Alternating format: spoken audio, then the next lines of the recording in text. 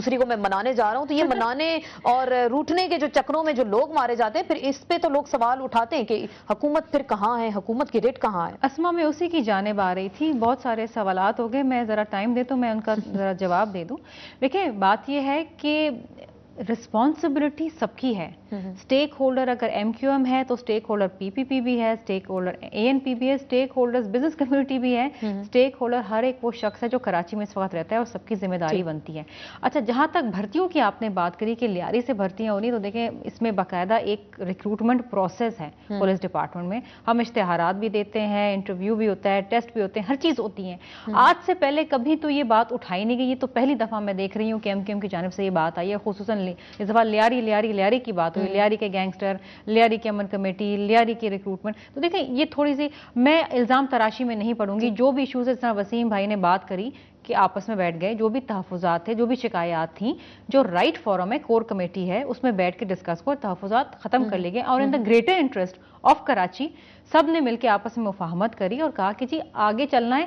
Criminal elements کسی کی بھی رینک اور فائل میں ہو, تعلق رہا ہو یا کوئی اس کا فائدہ اٹھا رہا ہو, ہم نے اکراس دا بورڈ کارروائی کرنی ہے. سب کا عزم ہے, جو کہ اچھی بات ہے. کارروائی کرنی ہے, بار بار شرمیلا ایک بات اچھا, ذوالفقار مرزا صاحب پہ جو الزامات لگائے گئے نا, دیکھیں یہ بڑے میں سمجھتی ہوں زیادتی ہے اور ناجائز ہے کہ آپ ایک پیپلز پارٹی کے سینئر نائب صدر جو ایک بہت رسپانسبل پوزیشن پہ بیٹھے ہوئے ہیں, ہوم منسٹر سندھ کے, آپ براہ راست اس پہ الزام لگائیں کہ جی آپ کا تعلق فلاں کمیٹی سے فلاں.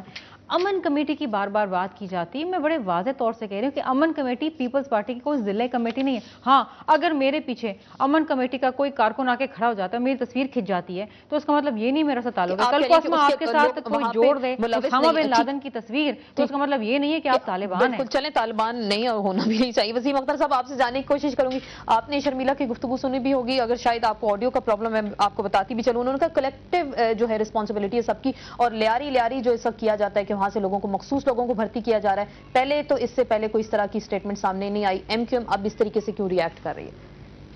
دیکھیں یہ میرے خیال میں یہ تھوڑا سا آپ ہی کی طرف سے آیا ہے. میں نے ایسی کوئی بات کی نہیں ہے.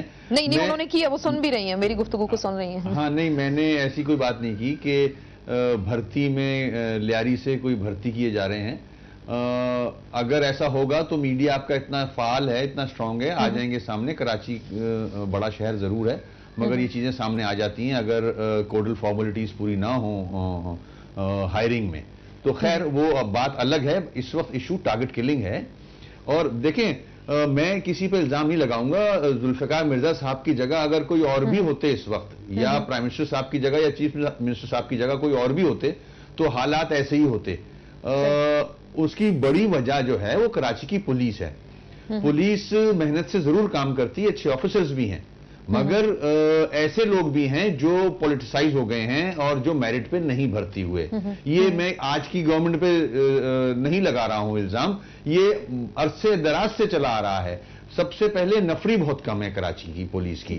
پولیس 2 کروڑ کی آبادی ہے اور بہت کم پولیس والے ہیں. 500 آدمی پہ ایک پولیس والا آتا ہے.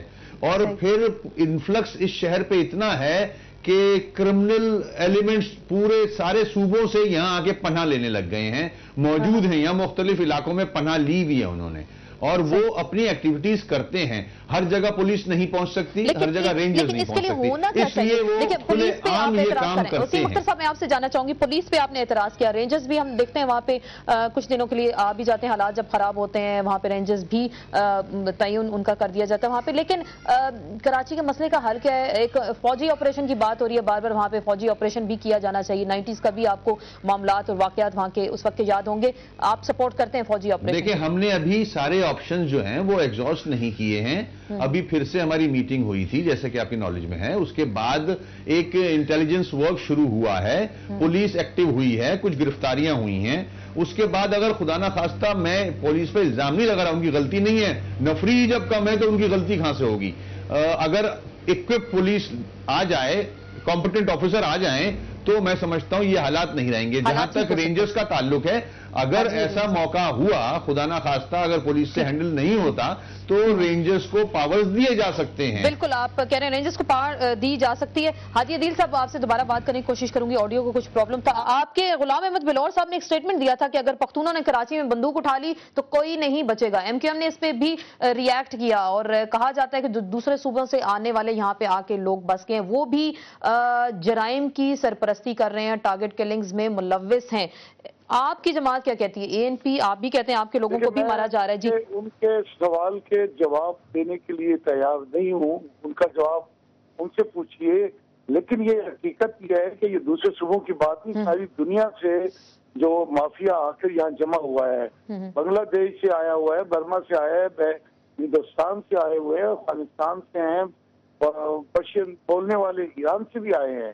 تو یہ تو کراچی میں کم از کم میرے خیال میں کچھ 40 لاکھ کے قریب ایسے لوگ ہیں جنہوں نے آ کے jelly passport I D cards بنائے ہیں, ڈومیسائل ان کا ہے, ووٹر لسٹ میں ان کا نام ہے, وہ پاکستانی نہیں ہے لیکن ہیں, اور وہ پھر مافیا کے ہاتھ میں گیم کر رہے ہیں.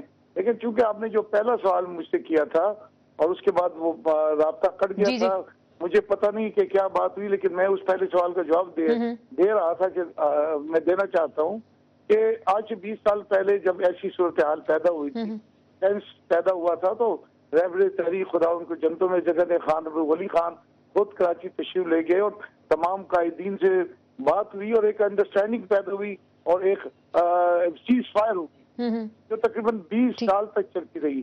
اور 20 سال تک آپ نے دیکھا ہے کہ کم از کم امن رہا, اردو بولنے والے کے درمیان کوئی جھگڑا نہیں. لیکن جھگڑا پھر کس بات پہ حاجی عدیل صاحب؟ ہمیں سمجھ نہیں آتی. آپ کہتے ہیں ٹھیک پختون مارے گئے, ایم کیو ایم کہتے ہیں اردو سپیکنگ مارے گئے, جھگڑا پھر کس بات کا؟ پرابلم تو یہ ہے کہ آپ ایک سوال کا جواب پورا سنتے نہیں ہیں. آپ بالکل بات کریں, مجھے بریک میں تو بھی 20 منٹ آپ لوگوں نے کیا باتیں کی میں نے سنی بھی نہیں ہے. جی بالکل آپ کو پورا موقع ملے گا بولنے.